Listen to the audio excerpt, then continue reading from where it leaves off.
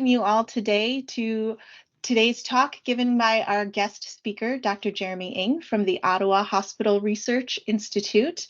Dr. Ng is here today to speak to us about his team's findings on researcher and clinician preferences for a journal transparency tool. We would like to welcome him back and thank him for sharing these findings with us. For awareness, Dr. Ng has reserved some time, 10 to 15 minutes at the end for questions and discussion. So please hold your questions or type them in the chat and we will raise them at that specified time. Also, this talk is eligible for CME, so if you would like to claim it at the end of the session, please click the link in today's meeting invitation and fill out the survey. So with that, Dr. Ng, the floor is yours. Thank you very much for the kind introduction, Nicole. And firstly and foremostly, big thank you to Nicole and Laura for helping to set up and organize this talk for all of us. My name is Dr. Jeremy Ng. I'm a postdoctoral fellow at the Ottawa Hospital Research Institute based in Ottawa, Canada. And today I'm grateful to EBSCO for providing me with the opportunity to speak to you about a research project that I've been leading about researcher and clinician preferences for a proposed journal transparency tool that our team plans to develop. And I think we can just get started. Firstly, just a slide around competing interests. I have no competing interest to declare. So I want to set up my talk with a bit of background around journalistic integrity and related topics before diving straight into the proposed journal transparency tool that we are interested in developing. So broadly speaking, the outcomes of biomedical research are most commonly communicated through publications in scholarly peer-reviewed journals. And maintaining research integrity, so examples can include requiring ethical approval, peer-reviewed processes, plagiarism checks, and indexing in databases, bibliographic databases. And the quality for these publications is really essential for a number of different reasons. Firstly, I'd say it's important for ensuring credibility and trust in the scientific process. And secondly, information is used for informed decision-making. So as an example, some studies have found that between 60 to 90% of clinicians use Google to find information to help them make point-of-care choices, while many researchers routinely search Google Scholar in conjunction with, and sometimes even as a replacement for other bibliographic databases when conducting systematic reviews. And lastly, journalistic integrity has been viewed as a way to improve science research. Specifically in an editorial published in the journal Science, it was argued that science would be improved, and I mean science as the field, not the journal, would be improved if journals permitted and participated in empirical research and quality assurance of these peer-reviewed processes. But unfortunately, over the past few years, we've really seen a rise in what we call predatory journals and predatory publishers that have started to threaten all of these aforementioned practices that I've just noted. So your next question might be, well, what exactly are predatory journals? And some of you may be more familiar with this topic than others.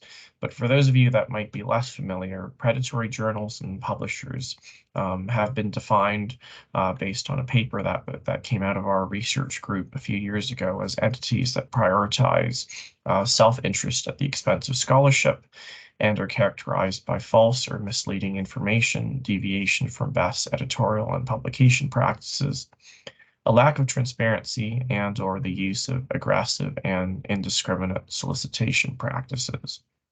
And predatory journals really are, they're quite pervasive, with certain ones infiltrating into legitimate archiving systems that we are well familiar with, such as PubMed or Medline. And As a consequence, predatory journals threaten the credibility of scholarly research and can cause harmful downstream effects. And, from our perspective at our research group, I would then argue that clinicians and researchers therefore require a mechanism to be able to discern journal quality. So I think this segues quite nicely into the idea of our proposed journal transparency tool. So to address concerns related to a lack of transparency among scholarly journals, we are proposing the development of an automated or semi-automated journal transparency tool that users could employ to obtain information about a given journal's operations and transparency practices. And as we envision it, the users of this tool, so in this case, for example, researchers and clinicians, could then use this data to make a more informed decision about whether or not they want to engage with a given journal. So by engage, some specific examples include reading articles in a journal, submitting manuscripts to it, or citing work published in these journals. So to provide you with some context here, these are two potential mock-ups of what the tool may look like as we currently envision it, which you can see on the screen now. And one is, I guess, an example that looks more like a website. So you can imagine you go to a website with a URL and you type in a journal's name, and then it populates information about it. And then the second is a browser plugin. So you can imagine you're browsing the internet and you're on a given journal's website, and then there's a browser plugin. You can just click that browser plugin, and it will then pop out a window that would show you all the metrics relating to that journal. So I also want to contextualize this particular study that I'm going to share the results with you today. So we actually have a number of different study arms, and I'm going to just be presenting the researchers and clinicians one today. But really, we are trying our best to get input from various stakeholders to optimize the use of this tool and to create a user-centered design strategy. So you can see on the screen here the stakeholders of specific interest. We've chosen our patients, publishers, and by publishers I mean those who are part of the publishing community or publishing-related associations or organizations, not necessarily just those belonging to a publishing house. And then, of course, the third group, researchers and clinicians, which I gather are the vast majority of you attending this call today. And I think these findings might be of most relevance to this group as well.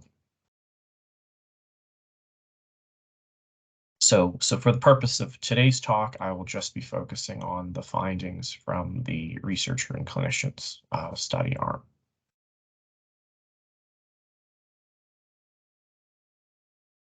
Okay, so consequently, the research aim of this study is to explore and understand the needs and preferences of the researcher and clinician community for a proposed journal transparency tool. And the study is descriptive and excuse me, and we have no a priori hypotheses. The study involved having participants fill out a survey to learn about their preferences as a first step. And conducting this survey involved 3 steps. In short, the first was creating the survey, the second was identifying participants, and then the third was doing the data analysis associated with that survey. And the first part started with creating a purpose-built survey with questions relating to practices associated with published research literature, journal transparency practices, and journal transparency tool metrics. And the design of the survey has been informed by items in the Cherries reporting guideline, and the survey will be piloted or rather was piloted by a group of researchers and clinicians who were not part of the study. To conduct recruitment, a random sample of approximately 6,000 authors from biomedical journals were identified through Medline. These authors published their articles in sort of these journals that were indexed in Medline from a random sample, and they had published their work no earlier than June 2022. That was around the time that we initiated the data collection of names and email addresses. And we subsequently emailed the corresponding authors of each of the published studies.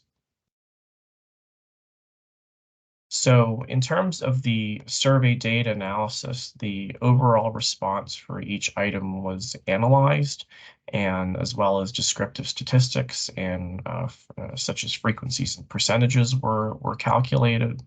And we used thematic content analysis to identify, analyze, and report patterns, or what we call themes, in the context of the qualitative text-based items. And all responses to each of the open-ended questions were reviewed independently by two of our research team members, and then charted the data independently and identified key themes. Then we discussed the themes iteratively until all of the themes and sub-themes for each question were agreed upon.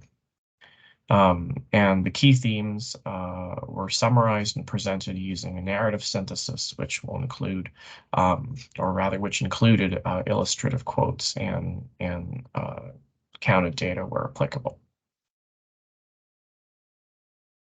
So moving along, this is where, whoops, I think I've skipped slides here.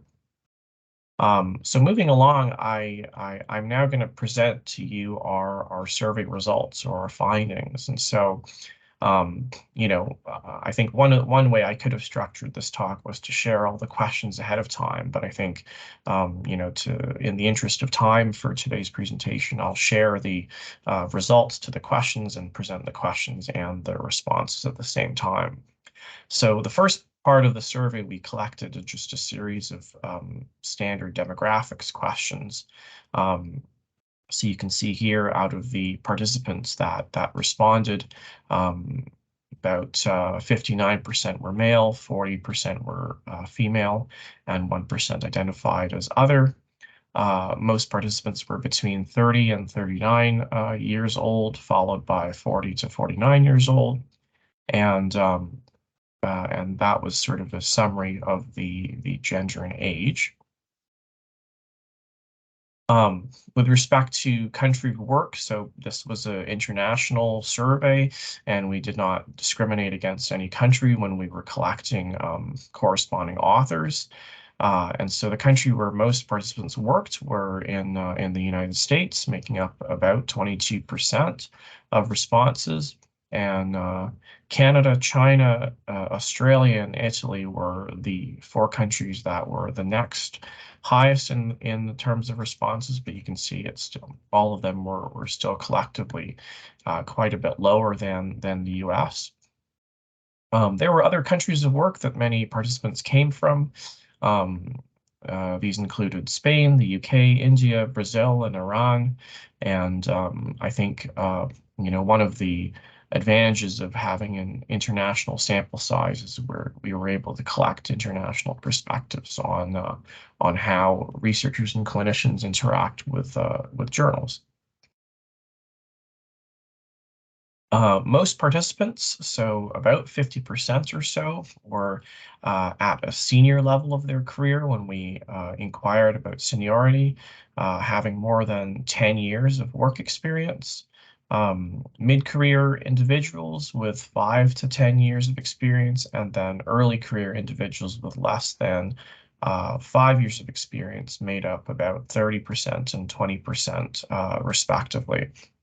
And out of all participants collectively, on the right-hand side of the screen, you can see that 90% had published in a biomedical journal. So I think that's no surprise in many regards, and perhaps the 10% may not have necessarily considered the article that they published to be maybe categorized as biomedical, because everyone had published in a journal for us to be able to collect their name and email address. In terms of career roles, there was a pretty heterogeneous mix of individuals. Most responses came from folks who identified as assistant or associate professors, but many also came from students, clinicians, and a variety of other types of researchers. And such heterogeneity suggests that we are receiving concerns and feedback from many different scientific backgrounds for this tool. So now I want to dive into how participants responded in terms of biomedical literature searching practices. So the next, these were the types of questions that we asked after the demographics questions. So here we can see that most participants identified that they read original research articles occasionally, often, and almost always when conducting research, and are searching for information to support clinical care in that order on the screen you can see. And on the other hand, participants were also asked about where they go searching to find specific information from a journal article. And they had the option of selecting any of the options that would apply to them from a list of 12 different sources. And the top ways that participants identified to find journals was PubMed or Medline, which was by far the most used source. That was followed by Google Scholar, Google, Web of Science, and then Scopus. So almost all of them, I guess, with the exception of Google itself, bibliographic databases. Participants were also asked what factors they valued when selecting a journal to read, cite, or inform decision-making, and what factors they value when choosing a journal for submission. And they could select all that could apply to them from also a number of different options. And you can see on the screen here, the top factors for selecting a journal to inform decision-making included journal reputation, impact factor, scope of the journal, indexing, and the quality of peer review. And then the top factors for choosing a journal for submission were impact factors, scope of journal, journal reputation, indexing, and cost and affordability.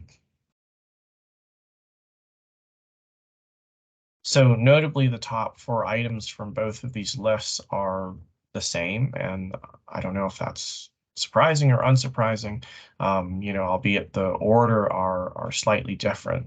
And, I think that this suggests that these metrics, specifically these 4 that you see on the screen here with the connected arrows, are particularly important when choosing journals in general, or at least that gave us an understanding of that. When participants were asked about how difficult it was to determine if health information was reliable, most of them responded with the answer occasionally out of the options you can see on the screen. And, that was quite a bit higher than any of the other options that you can see. Most participants reported being familiar with the term predatory journal when we asked them about how familiar they were with this term. And I think that suggests that this is a relatively, well-known concept in the researcher and clinician community. Participants reported first learning about predatory journals from a variety of sources when we asked where did they learn about predatory journals from. These options included from a colleague, from their institution or organization that they work for, from social media, from journal articles themselves, among others. And I think this suggests that the concept of predatory journals is becoming discussed in a variety of different environments, and researchers and clinicians are really gaining an increased awareness of them. So that being said, and you can see the item I've circled there on the slide, this doesn't mean that everyone is aware of them. And, I would still argue that 10% is a decent amount. And the first time, at least based on their own admission, that they had heard of the idea of a predatory journal was through being invited to take our survey. So now I want to discuss sort of the nitty-gritty when it comes to preferences for the journal transparency tool itself. And I think that this, in my view at least, is the most important and interesting aspect of our survey. And, we asked a number of different questions around preferences. And so one of the first items that we asked, you can see on the screen here, was with regards to registration. And participants were asked if they felt or preferred that they should have to register in order to access the tool or not register. And when asking participants what they preferred, there was a large, I would say, lack of agreement on what was preferable. So about 40% of participants supported the idea of having to register. Another 40% did not support it. And the remaining 20% or so sort of mentioned that they didn't really have a preference. Another item that we asked about was the idea of tool automation. And so the idea is that with a fully automated tool, journals and publishers would not have to provide any input or information into the tool. So instead, all of the potential variables, metrics of interest would be obtained via programming. So an example of that could be linking to openly available APIs or application programming interfaces just to collect this data. But that being said, if it were fully automated, this would also mean that certain variables of interest that cannot as easily be automated may not be able to make it or be included in the tool. So when asking participants what they preferred, we found about 2/3 of the individuals agreed that the tool should be fully automated. About the remaining 1/3 or a little less than 1/3 had no preference, and only about 3% disagreed with the idea of automating the tool. We also wanted to ask participants about that sort of difference, and I showed you the mock prototypes a while back, but based on, let's say, resource and funding constraints, if we could only build one, or at least if we could only start with building one, would they prefer excuse me, would they prefer a website or a browser plugin as the platform for the journal transparency tool? And for the website option, participants would be able to directly go to the website to access the journal transparency tool.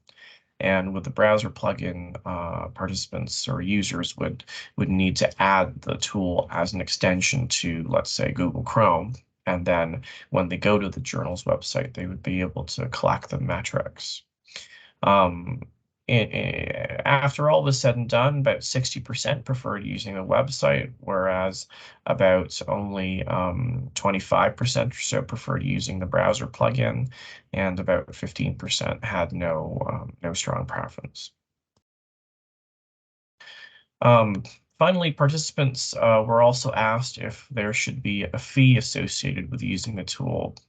And, these fees we described in the survey would be used for manual oversight to ensure currency with technology, smooth daily operations, and just general current needs associated with the tool. And participants were given the option to choose between having a flat fee, having a fee based on use, having a fee with either, or not having a fee at all. And, I think perhaps unsurprisingly in many ways, the general agreement was that there shouldn't be a fee for usage. Outside of the journal user preferences, we also wanted to ask participants about what metrics they found to be important to be collected or implemented by the journal transparency tool. For each metric, we had options to choose from, where there was a range on a 9-point Likert scale. You can see I've compressed the 9 points into 3. So if they answered between 1 and 3, that meant that they found this given metric to be largely unimportant. If they answered somewhere between 4 to 6, that meant that they felt more neutrally about the metric. And if they answered 7 to 9, that meant that they found it to be important. And so the reason we had 9 points was because we wanted to see a greater sort of, I guess, range or stratification. So you can imagine that 9 would be, very important, 8 would be important, and 7 would be somewhat important, for example. For these metrics that you can see listed here, participants generally found almost all of them to be either important, or at the very least, they felt neutral about it. Whereas in contrast, very few participants found that any one of these metrics were specifically unimportant. So in terms of evaluating these metrics, we assume that if more than 70% of participants found a metric to be important on the Likert scale, then that was sort of relatively greater agreement that participants supported using the metric in the tool. And I acknowledge that that is a bit arbitrary in many regards, but I think this just provides a good visual so that you can see which items participants felt were specifically more important than others. And so those metrics that fell under that category, where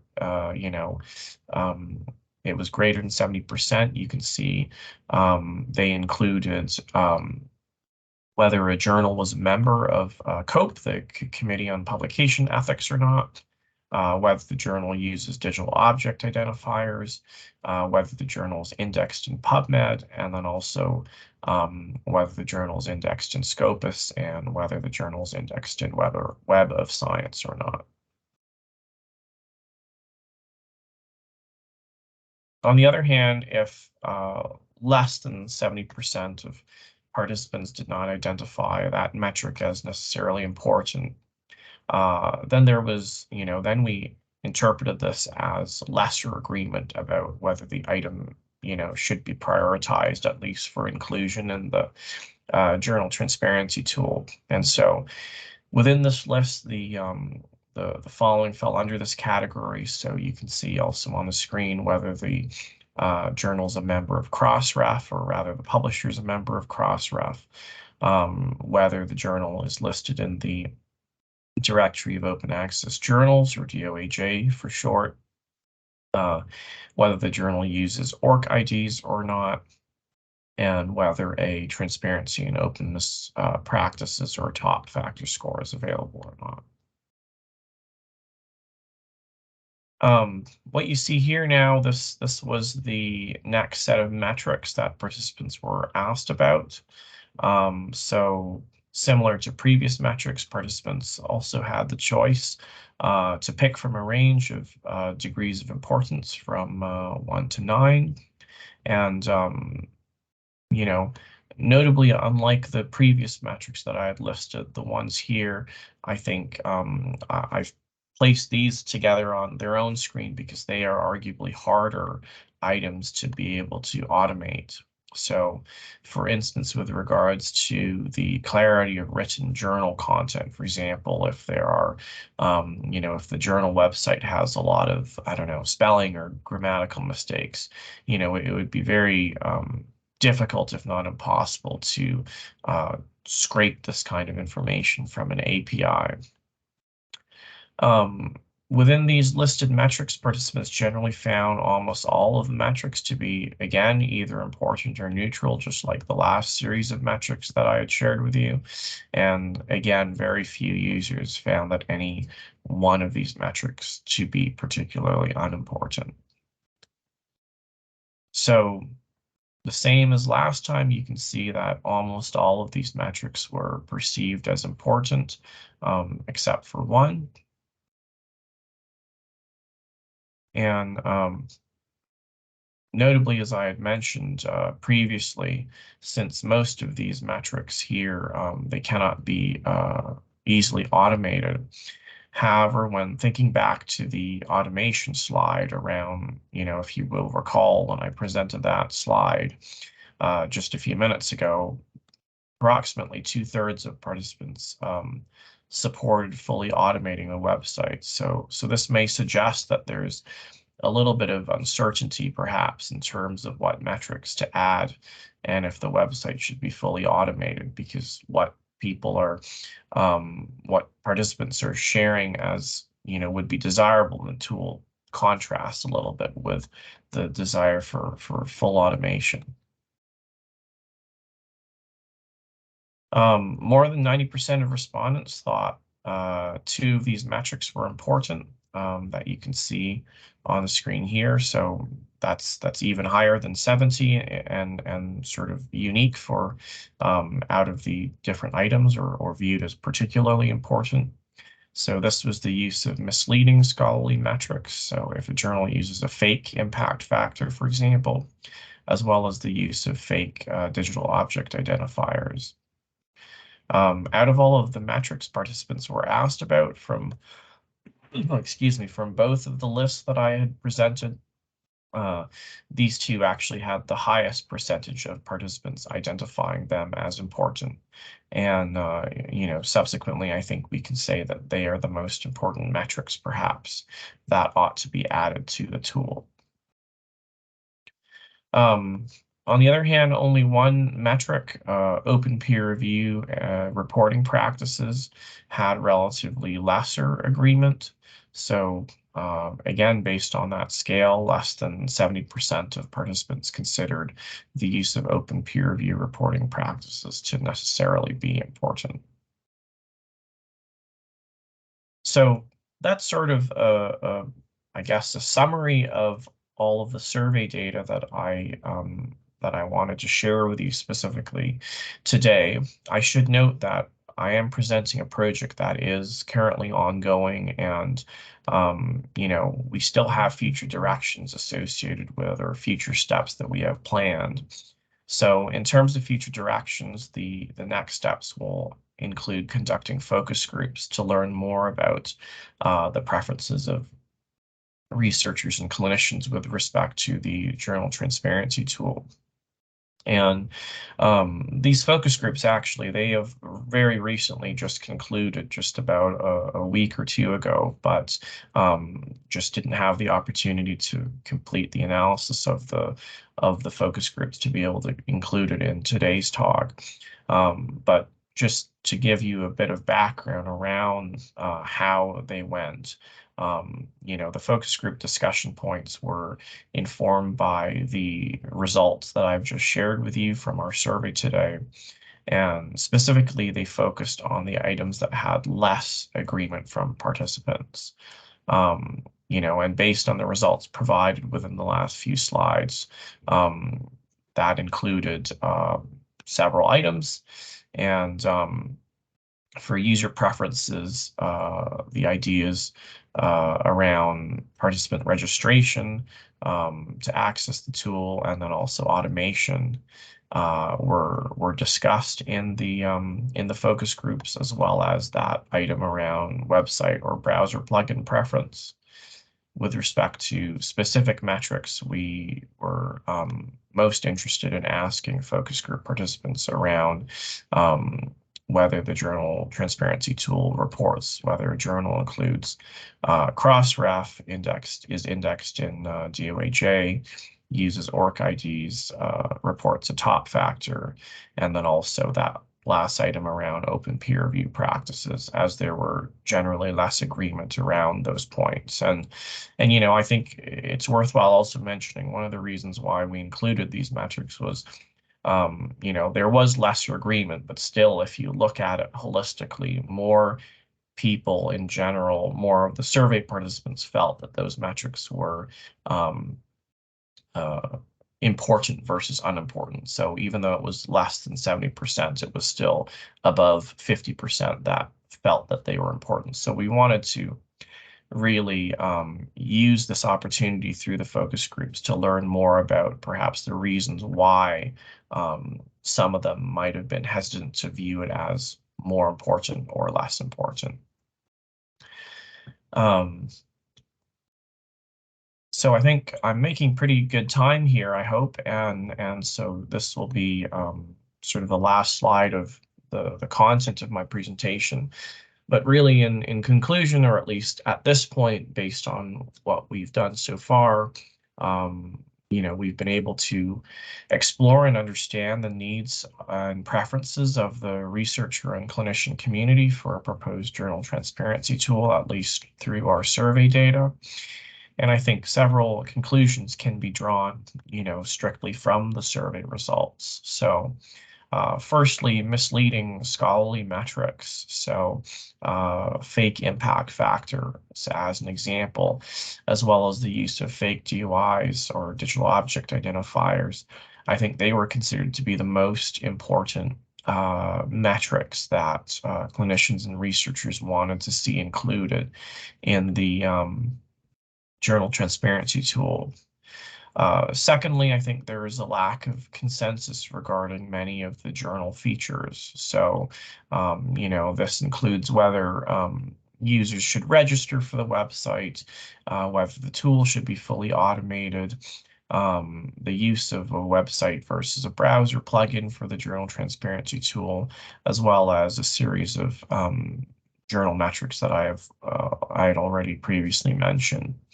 And so really all of these topics were good discussion points that took place during our focus groups that we held just a couple weeks ago. Lastly, based on just the survey data, many participants supported full automation, but found that metrics that cannot be automated to be also important. I think, again, some of these ideas were further elaborated upon and explored in our focus groups. So just in terms of acknowledgements, I want to say a big thank you to these 4 folks that you can see on the screen here: David Moore, Alan Ehrlich, Alfonso Iorio, and Kelly Kobe. They've all played an instrumental role in guiding me through the development of this project, and I'm very grateful for their support. I also want to mention that EBSCO was one of the co-funders of this project, and together with MyTax. And so without EBSCO and without MyTax, this project would not have been possible. So thanks to the both of you. This is just a brief references slide, and then I have a QR code if you'd like to connect with me. My email address is on the screen, as well as my Twitter or X or whatever people call it nowadays. And with that, I'll pass it back to you. I think it's Laura that I'm passing it back to, but thank you all very much for your kind attention, and happy to field any questions. Thank Thank you. you. Go right ahead. Perfect. Thanks, Dr. Ng. There are no questions in the chat as of yet, so if anyone has questions, you can go ahead and either put them in the chat or just unmute.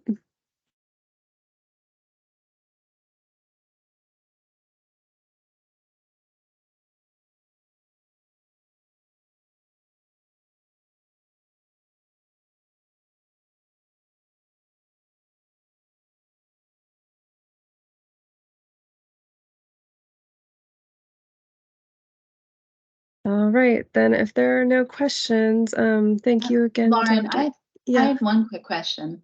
Okay. Not even just for Jeremy, but maybe for Alan. Do you think we have a lot of these predatory journals cited in our database, or do you think just because we rely on PubMed in some ways to for our work? And I'm just wondering, like, how big of an issue is this as we do our editorial processes to really make sure that we're not citing material from these journals. Jeremy, you want me to go first? Please do, Alan. Good to Yeah. see you, by the way. I didn't realize you made it to my talk, so thanks for being here. It's a great question. Thank you, Trish. And I'm going to break it down into two parts. And the first part will please you to no end. I think it's extremely unlikely that we have to worry about this with respect to SLS, the systematic literature surveillance. You guys have a curated list of journals that are known to be of high quality, both by McMaster's evaluation and by the selection and recommendations of our triagers. And so, on that end, we're fine. It's not an issue. Now, when we go ahead and do periodic reviews or we're searching for content, it's possible. Part of the trouble is, of course, there isn't a clear definition of what's a predatory journal in the sense of one where everybody can agree this journal, every single journal, everyone will come to the same conclusion about. It's also true that in a predatory journal, the article may stand for itself and might be okay. But the way we go about doing periodic reviews, often we're looking for a particular bit of information, and if we find it, we're generally content that we have found it, and we don't necessarily take that step of saying, just what is this journal?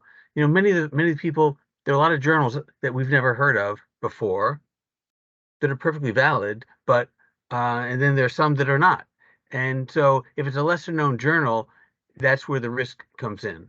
If there's somebody on the team who can say, oh yeah, this journal's okay, great. But there are too many journals out there for any one of us to know all of them. And so it's a risk. And this is why I think some of the work that Jeremy's doing is very important. Thanks very much for sharing, Alan. I have nothing specific to add with regards to what Alan's mentioned about EBSCO, as I'm less familiar with that aspect of Alan's work.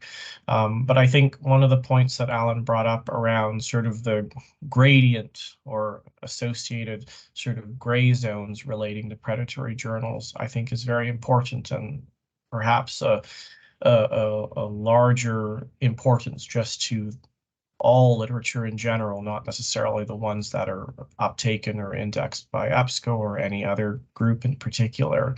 I think the challenge is, the idea of being able to definitively identify that a given journal is predatory or not predatory. And I think in my work in this field, as I think enter my third or fourth year of work in this field now, I think it's become clear to me that is a very, very difficult decision to make, and there really aren't any clear black or whites that would clearly indicate in many ways whether most journals are predatory or not. I think we could argue in many senses, a lot of journals have certain predatory aspects, but does that necessarily make them predatory or low quality? Not necessarily the case. And so I think I just wanted to elaborate on that point made by Alan, but nothing further to add.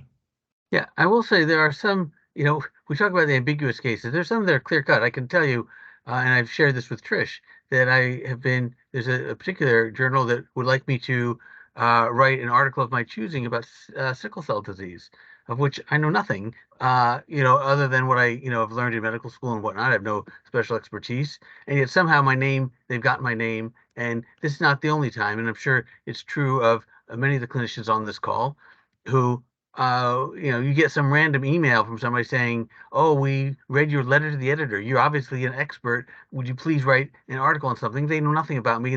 They've not looked up my publications in PubMed or anything like that, or they would have, if they had, they would have never bothered to reach out to me in the first place. Yeah, no, that's a really great point, Alan. Thanks for sharing that. I get very many of those emails too, by the way. There's a question in the chat asking how to factor in the quality of the peer review process. How to factor in the quality of the peer review process. Yeah, that's a good question, and I'm not sure if that's sort of with regards to the journal transparency tool itself or in general, but I guess I'll start by answering with regards to the journal transparency tool. So again, I think as I had shared in some of the metrics, this is probably one of the items that is a lot more difficult to automate in many regards, and I think it's well understood among a lot of researchers and perhaps even clinicians that oftentimes even in very what are regarded as high quality or even high impact journals, their peer review process is a little bit of a black box in terms of it's not necessarily clear what happened to your manuscript in between the decision emails that you receive on your submissions. So I think, probably as a starting point, because it would be very difficult to break into that black box, I think probably as a starting point, the journal transparency tool would collect more so preliminary information around the peer review process. So, for example, is the peer review process an open peer review process, or is it a closed peer review process based on what they say on their website, for example? And then additionally, perhaps whether if they post open peer-reviewed reports. So if a journal publicly posts peer-reviewed reports after an article is published, whether they include that or whether a journal does not participate in such activities.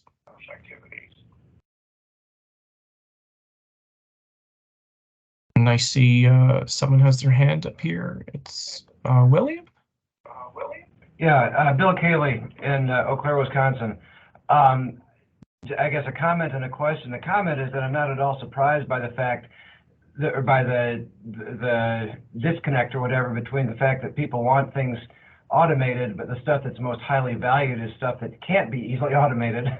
And I'm asking questions about stuff I know very little bit about here, but and maybe this has already been looked at, but has there been any thought of using large language model type AI approaches or things like that, so that at least some of the things like clarity of writing or whatever could be at least assessed at a basic level? I mean, an AI isn't going to tell you the same thing about clarity as a reader, and something that's clear narratively might not be clear in a research article, but I don't know if there would be a place for incorporating some tools like that to get at the more valued but harder to automate stuff. Thanks very much for the comment and the question, William. I think it's a really interesting question. I'll start with that, but I think it's also a challenging question to answer, and the reason why I say it's challenging. So I think to contextualize sort of the timeline of this project. So this project was developed and proposed by our team, I think 2, if not 3 years prior to the big AI boom. So I think at that time, when we were initiating this project, that wasn't probably even in the considerations. But I think you do bring up a very interesting point, given that there is now a big explosion of AI technology, chatbots, and different detector softwares that are being detected or being developed rather to do these things. I think, I definitely don't want to hold myself out as an AI expert. I am initiating a little bit of research in this area, primarily around perceptions. But from the little I know about this topic in this field, I think probably what would concern me the most, and I say this personally and not necessarily on behalf of our research group, but I think me personally, what would concern me the most is, well, then what's the quality of that AI technology that's being used to make a determination as to whether something is, clear, accurate, factual, so on and so forth, right? And I think that's probably the biggest challenge, and maybe at this time why I'd be a bit cautious around that idea. Yeah. Thank you. Thank you very much, William. Questions from anyone else?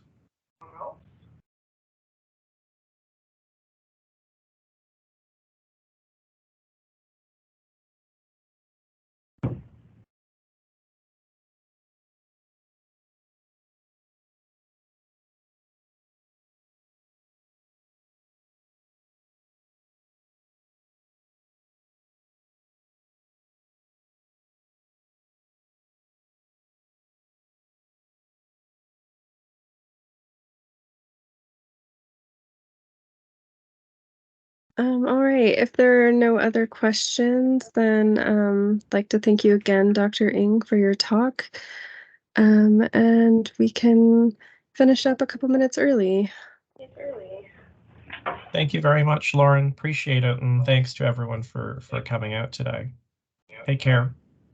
This is a great talk. Thank you.